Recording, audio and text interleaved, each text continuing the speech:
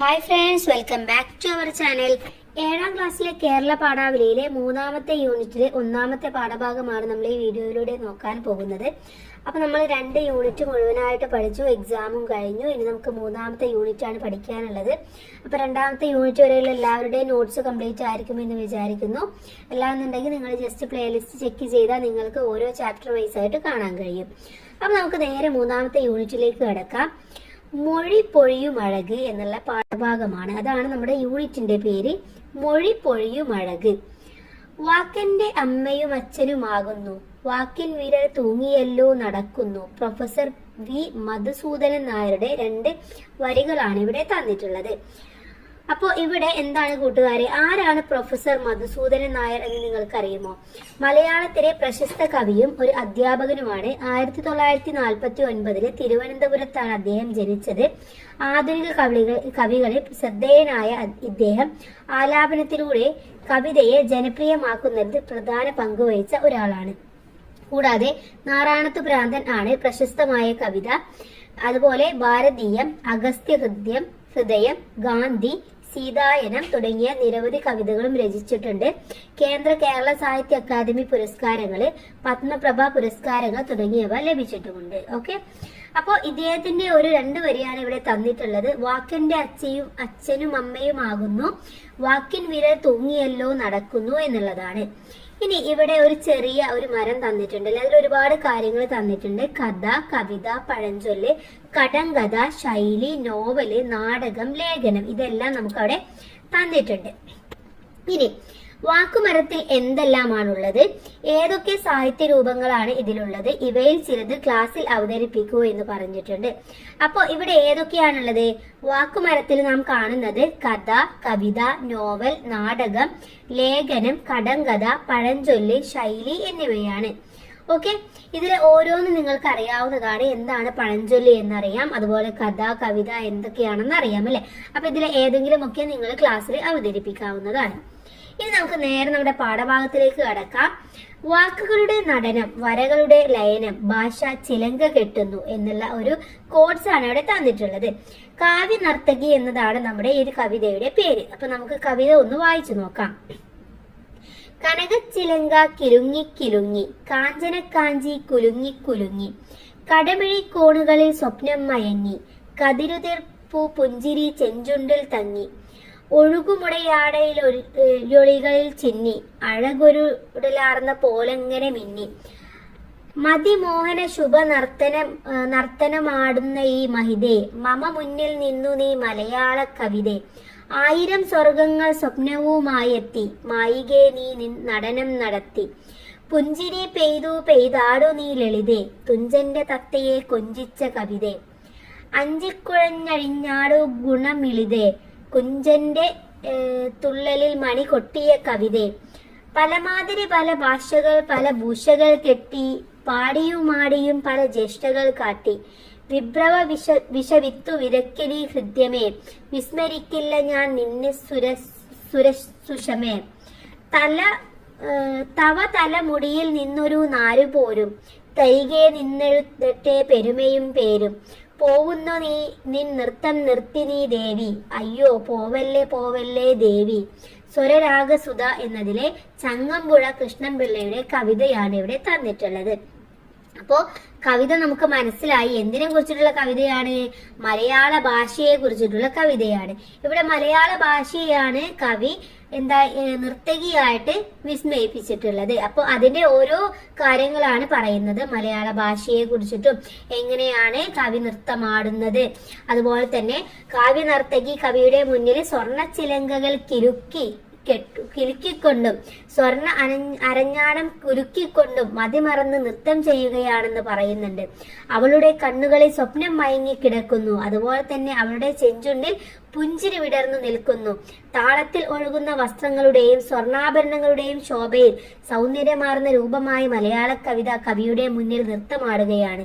അതുപോലെ തന്നെ ആ ഒരു മലയാളത്തിലെ ഒരു തലമുടിയുടെ ഒരു നാര് കിട്ടിയാൽ മതി എനിക്ക് പേരും പ്രശസ്തിയും ലഭിക്കാൻ എന്നൊക്കെയാണ് കവി ഇതിലൂടെ പറയുന്നത്. ഓക്കെ, ഇനി നമുക്ക് ഇതിലെ പ്രവർത്തനങ്ങൾ ഓരോന്നായിട്ട് നോക്കാം.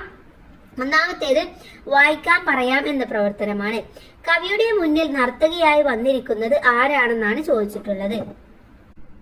അപ്പൊ ഇവിടെ കവിയുടെ മുന്നിൽ നർത്തകിയായി വന്നിരിക്കുന്നത് മലയാള കവിതയാണ് അല്ലെ. മലയാള കവിതയാണ് അവിടെ നർത്തകിയായിട്ട് കവി പറയുന്നത്. ഇനി രണ്ടാമത്തെ ചോദ്യം, മലയാള കവിതയുടെ പ്രത്യേകതകൾ എന്തൊക്കെയാണെന്നാണ് ചോദിച്ചിട്ടുള്ളത്. എന്തൊക്കെയാണ് കൂട്ടുകാരെ മലയാള കവിതയുടെ പ്രത്യേകതകള്? താളാത്മകവും സൗന്ദര്യവും വൈവിധ്യവും നിറഞ്ഞതാണ് മലയാള കവിതകൾ. തുഞ്ചന്റെ തത്തയുടെ കൊഞ്ചലായി മാറിയത് മലയാള കവിതയാണ്. മലയാളത്തിലെ പ്രശസ്ത കൃതികളായ അധ്യാത്മക രാമായണം, മഹാഭാരതം എന്നീ കിളിപ്പാട്ടുകൾ എഴുത്തച്ഛന്റെ തൂലികയിൽ നിന്നാണ് പിറവിയെടുത്തത്. തുഞ്ചന്റെ തുള്ളൽ പാട്ടുകൾക്ക് താളം നൽകിയതും മലയാള കവിത തന്നെ. ഇങ്ങനെ പ്രാദേശിക ഭാഷകളിലൂടെയും വ്യത്യസ്ത വേഷഭൂഷാദികളിലൂടെയും ആടിയും പാടിയും പല ചേഷ്ടകൾ കാട്ടി മലയാള കവിത വളർന്നു എന്നാണ് പറയുന്നത്. കനകച്ചിലങ്ക കിലുങ്ങി കിലുങ്ങി എന്ന വരിയിലൂടെ കവിതയുടെ ശബ്ദഭംഗിയിലേക്കും കാഞ്ചനക്കാഞ്ചി കുലുങ്ങി കുലുങ്ങി എന്നതിലൂടെ കവിതയുടെ ഭാവതാള ഭംഗിയിലേക്കുമാണ് കവി വിരൽ ചൂണ്ടുന്നത്. മൂന്നാമത്തെ ചോദ്യം, കാവ്യ നർത്തകി എങ്ങനെയൊക്കെയാണ് നൃത്തം ചെയ്യുന്നത്? എങ്ങനെയാണ്? കനകച്ചിലങ്ക കിലുക്കി, കാഞ്ചനക്കാഞ്ചി കുലുക്കി, കൺകോണുകളിൽ സ്വപ്നം നിറച്ച്, മനോഹരമായ പുഞ്ചിരി ചെഞ്ചുണ്ടിൽ ചേർത്ത്, ഒഴുകിക്കിടക്കുന്ന വസ്ത്രങ്ങളിൽ ശോഭയുടെ അലകൾ തീർത്ത്, ഈ സൗന്ദര്യം എല്ലാം ചേർന്ന് ഒരു ഉടലായതുപോലെ മനോഹരമായാണ് മലയാള കവിതയാകുന്ന നർത്തകി നൃത്തം ചെയ്യുന്നത് എന്നാണ് പറയുന്നത്. അടുത്ത ചോദ്യം നോക്കാം. നാലാമത്തെ ചോദ്യമാണ്, കവി നർത്തകിയോട് എന്തെല്ലാമാണ് അപേക്ഷിക്കുന്നത് എന്നതാണ് നാലാമത്തെ ചോദ്യം. മലയാള കവിതയാകുന്ന നർത്തകിയുടെ ഒരു തലമുടി നാടിന്റെ തഴുകൽ തനിക്ക് പേരും പെരുമയും നൽകും. അതുകൊണ്ട് ഒരിക്കലും നൃത്തം അവസാനിപ്പിച്ചു പോകരുതേ ദേവി എന്ന് കവി കവിതയാകുന്ന നർത്തകിയോട് അപേക്ഷിക്കുന്നു. നർത്തകിയുടെ തലമുടിയിൽ നിന്നുള്ള ഒരു നാരിനു പോലും തന്നെ അനുഗ്രഹിക്കാനും പ്രചോദിപ്പിക്കാനും കഴിയുമെന്ന് കവി വിശ്വസിക്കുന്നു. പല ഭാഷകളിലൂടെയും പല വേഷങ്ങളിലൂടെയും പല ചേഷ്ടകളും കാട്ടി നീ എന്റെ മനസ്സിൽ സംഘർഷം നിറക്കുന്നുവെങ്കിലും ഒരിക്കലും നിന്നെ ഞാൻ മറക്കില്ല എന്നും കവി ഓർമ്മിപ്പിക്കുന്നു. ഓക്കെ, ഇനി നമുക്ക് അടുത്ത സെക്ഷൻ നോക്കാം. അടുത്ത പ്രവർത്തനം എന്ന് പറയുന്നത് വരികൾ കണ്ടെത്താം എന്ന പ്രവർത്തനമാണ്. ആശയത്തിന് സമാനമായ വരികൾ കവിതയിൽ നിന്ന് കണ്ടെത്തി കളം പൂർത്തിയാക്കുക. കൂടുതൽ വരികളും അവയുടെ ആശയങ്ങളും കണ്ടെത്തി എഴുതുമല്ലോ എന്നുള്ളതാണ് അടുത്ത ഒരു പ്രവർത്തനം. അപ്പൊ നമുക്ക് നോക്കാം. ആശയം ഒന്നാമത്തേത്, മലയാള ഭാഷയുടെ ഏത് നേരിയ സ്വരവും കവിക്ക് പെരുമയും പേരും നൽകാൻ പോരുന്നതാണ്. അതിന് സമാനമായ വരി എന്ന് പറയുന്നത് ഏതാണ്? തവ തലമുടിയിൽ നിന്നൊരു നാരു പോരും തരികെ നിന്നെടുക്കട്ടെ പെരുമയും പേരും എന്നുള്ളതാണ്. രണ്ടാമത്തേത്, ഹൃദയത്തിൽ സംഘർഷം നിറക്കുന്നുണ്ടെങ്കിലും നിന്നെ ഞാൻ ഒരിക്കലും മറക്കുകയില്ല എന്നുള്ള ആശയമാണ്. അതുമായി ബന്ധപ്പെട്ട വരി എന്ന് പറയുന്നത്, വിഭ്രമ വിഷ വിത്തും വിതക്കിലും ഹൃദയമേ വിസ്മരിക്കില്ല ഞാൻ നിന്നെ സുരസുഷമേ എന്നുള്ളതാണ്. അടുത്തത് മൂന്നാമത്തേത്, നമുക്ക് ഒരു ആശയം എഴുതാം. 1000 സ്വപ്നങ്ങളുമായി വന്നാണ് നൃത്തം ചെയ്യുന്നത്. അതുമായി ബന്ധപ്പെട്ട വരി എന്ന് പറയുന്നത്, 1000 സ്വർഗങ്ങൾ സ്വപ്നവുമായി എത്തി മായികെ നീ നിൻ നടനം നടത്തി എന്നുള്ളതാണ്. അടുത്ത ഒരു ആശയം എഴുതാം. എഴുത്തച്ഛന്റെ കിളിമകളെ അഥവാ തത്തയെ പറ്റിയുള്ള ഒരു ആശയമാണ് എഴുതാനുള്ളത്. എഴുത്തച്ഛന്റെ കിളിമകളെ ഭാഷയുടെ കൊഞ്ചൽ പഠിപ്പിച്ച മലയാള കവിത എന്നുള്ളതാണ്. അതുമായി ബന്ധപ്പെട്ട സമാനമായ വരി എന്ന് പറയുന്നത്, പുഞ്ചിരി പെയ്തു പെയ്താടു നീ ലളിതേ തുഞ്ചന്റെ തത്തയെ കൊഞ്ചിച്ച കവിത എന്നുള്ളതാണ്. ഓക്കെ, അടുത്ത പ്രവർത്തനം ഈണത്തിൽ ചൊല്ലാം എന്നുള്ളതാണ്. കവിതയ്ക്ക് ഉചിതമായ ഈണം നൽകി ഒറ്റയ്ക്കും സംഘമായും ചൊല്ലുക എന്നുള്ളതാണ്. അപ്പൊ ഇത് ക്ലാസ്സിൽ കൂട്ടുകാര് ഒറ്റയ്ക്കോ അല്ലെങ്കിൽ സംഘമായിട്ടോ നല്ല ഈണത്തിൽ ഈ കവിത ഒന്ന് ചൊല്ലി നോക്കുക. അടുത്ത പ്രവർത്തനം പദകിലുക്കം കേൾക്കാം എന്നുള്ളതാണ്. കനകച്ചിലങ്ക കിലുങ്ങി കിലുങ്ങി കാഞ്ചനക്കാഞ്ചി കുലുങ്ങി കുലുങ്ങി കിലുങ്ങി കിലുങ്ങി കുലുങ്ങി കുലുങ്ങി. ഇതുപോലെ ശബ്ദങ്ങളുടെ ആവർത്തനം കൊണ്ട് കൂടുതൽ മനോഹരങ്ങളായ പദങ്ങളും വരികളും കവിതയിൽ നിന്ന് കണ്ടെത്തി ചൊല്ലുക എന്നുള്ളതാണ് അടുത്ത പ്രവർത്തനം. അപ്പൊ നമുക്ക് അത്തരത്തിലുള്ള കുറച്ച് നോക്കാം. ഒന്നാമത്തേത്, പല മാതിരി പല ഭാഷകൾ പല ഭൂഷകൾ കെട്ടി പാടിയും ആടിയും പല ജ്യേഷ്ഠകൾ കാട്ടി പല ഭാഷകൾ പല ഭൂഷകൾ പല ജ്യേഷ്ഠകൾ. അവിടെ പിന്നെയും ആവർത്തിച്ചു വരുന്നതായിട്ട് നമുക്ക് കാണാം. അതുപോലെ തന്നെ കഴിഞ്ഞാടും ഗുണമെളിതേ കുഞ്ചന്റെ തുള്ളലിൽ മണി കൊട്ടിയ കവിതേ അഞ്ചിക്കുഴഞ്ഞഴിഞ്ഞാടിയിടും കുഞ്ചന്റെ തുള്ളലിൽ എന്നുള്ളിടത്തും അവിടെ എന്താണ് അഴിഞ്ഞാടിയിടും എന്നുള്ളത് പിന്നെയും ആവർത്തിച്ചു വരുന്നുണ്ട്. അതുപോലെ തന്നെ പോവുന്നു നിൻ നൃത്തം നിർത്തി നീ ദേവി, അയ്യോ പോവല്ലേ പോവല്ലേ പോവല്ലേ ദേവി, അവിടെ പോവല്ലേ പോവല്ലേ എന്നുള്ള പദം ആവർത്തിച്ചു വരുന്നതായിട്ട് നമുക്ക് കാണാം. അടുത്ത പ്രവർത്തനം നോക്കാം. വിശേഷണങ്ങൾ ചേർക്കാം എന്ന പ്രവർത്തനമാണ്. ചിലങ്കയെ കനകച്ചിലങ്ക എന്നും കാഞ്ചിയെ കാഞ്ചനക്കാഞ്ചി എന്നും കവി വിശേഷിപ്പിക്കുന്നു. ഇത്തരം വിശേഷണങ്ങൾ ചേർന്ന പ്രയോഗങ്ങൾ കവിതയിൽ ഇനിയുമേറെയുണ്ട്. കണ്ടെത്തി എഴുതുക എന്നുള്ളതാണ്. വിശേഷണങ്ങൾ ചേർത്ത് പറയുമ്പോൾ പദങ്ങൾക്കുണ്ടാവുന്ന പ്രത്യേകതകൾ എന്തെല്ലാം എന്നും കൂടെ വിശദീകരിക്കണം. അപ്പൊ കവിതയിലെ ചില വിശേഷങ്ങൾ ചേർന്നുള്ള പ്രയോഗങ്ങൾ നോക്കാം. ചിലങ്ക, അതിനെ നമ്മൾ കനകച്ചിലങ്ക എന്ന് പറയുന്നു. ചുണ്ടി എന്നതിന് ചെഞ്ചുണ്ടി എന്ന് പറയുന്നു. കാഞ്ചി എന്നതിനെ കാഞ്ചനക്കാഞ്ചി എന്ന് പറയുന്നു. നർത്തനം എന്നതിനെ ശുഭനർത്തനം എന്നും, പുഞ്ചിരി എന്നതിനെ പുഞ്ചിരി എന്നും, നടനം എന്നതിനെ നായിക നടനം എന്ന് പറയുന്നു. ഓക്കെ, ഇനി ഇതിന്റെ പ്രത്യേകത എന്ന് പറയുന്നത് കനകച്ചിലങ്ക എന്നും സ്വർണ്ണ അരഞ്ഞാണം എന്നും വിശേഷിപ്പിക്കുമ്പോൾ സ്വർണ്ണ നിറമുള്ള ചിലങ്കയുടെയും അരഞ്ഞാണത്തിന്റെയും ഭംഗിയും രൂപവും നമ്മുടെ മനസ്സിൽ തെളിഞ്ഞു വരും. അതുപോലെ ചുണ്ടിനെ ചെഞ്ചുണ്ടായും നൃത്തത്തെ മനോഹരമായ ശുഭനൃത്തം എന്നും വിശേഷിപ്പിക്കുമ്പോഴും കവിതയുടെ സൗന്ദര്യവും ചൊല്ലടത്താളവും വർദ്ധിക്കുന്നു. ഇത്തരം വർണ്ണനകളും പ്രയോഗങ്ങളും കവിതയെ കൂടുതൽ സുന്ദരമാക്കുകയാണ് ചെയ്യുന്നത്. ഓക്കെ, അടുത്ത പ്രവർത്തനം ചർച്ച ചെയ്യാം എഴുതാം എന്ന പ്രവർത്തനമാണ്. പല മാതിരി പല ഭാഷകൾ പല ഭൂഷകൾ കെട്ടി പാടിയും ആടിയും പല ചേഷ്ടകൾ കാട്ടി വിഭ്രവ വിഷ വിത്തു വിതക്കിലും ഹൃദ്യമേ വിസ്മരിക്കില്ല ഞാൻ നിന്നെ സുരസുഷമേ.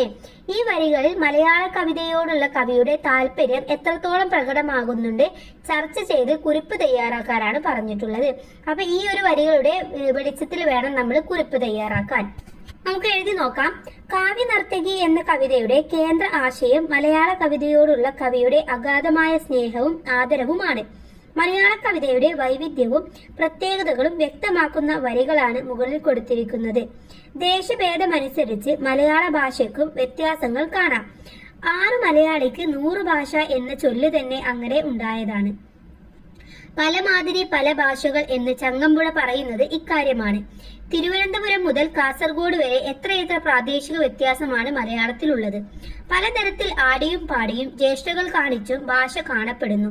ഹൃദയത്തിൽ സംഘർഷത്തിന്റെ വിള്ളൽ വീഴുമ്പോഴും ദേവലോക സുന്ദരിയായ ഭാഷയെ താൻ മറക്കില്ല എന്നാണ് കവി പറയുന്നത്. മലയാള ഭാഷയോടും കവിതയോടും കവിക്ക് സ്നേഹവും താല്പര്യവുമാണെന്ന് കാണാം.